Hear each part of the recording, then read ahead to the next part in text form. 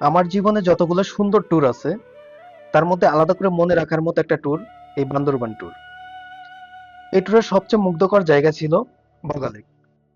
সবুজ পাহাড়ের বুক চিরে মেঘের খুব কাছে দাঁড়িয়ে থাকা এই লেকটা প্রকৃতির এক নিঃশব্দ কবিতা। এই লেকের পানির রং কখনো নীল, কখনো সবুজ, আলো আর আকাশের সাথে বদলে যায় তার রূপ। এখানে সবচেয়ে সুন্দর অভিজ্ঞতা ছিল এই লেকে গোসল করা। প্রথমে তো পানি ছুঁইতেই ঠান্ডা লাগে, কিন্তু কিছুক্ষণ পর মনে হলো সারাদিনের ভ্রমণের ক্লান্তি ধুয়ে যাচ্ছে। চারপাশে পাহাড়, ওপারে খোলা আকাশ, আর নিচে এই স্বচ্ছ পানি। এই অনুভূতিটা আসলে মুখে বলে বোঝানো কঠিন। মনে হচ্ছিল আমি যেন প্রকৃতিরই একটা অংশ। মনে হয় কয়েক যুগ পর এমন খোলা পানিতে সাঁতার কাটার সুযোগ হলো। জীবনের সুন্দর মুহূর্তগুলো খুব সাধারণ জিনিসে লুকিয়ে থাকে।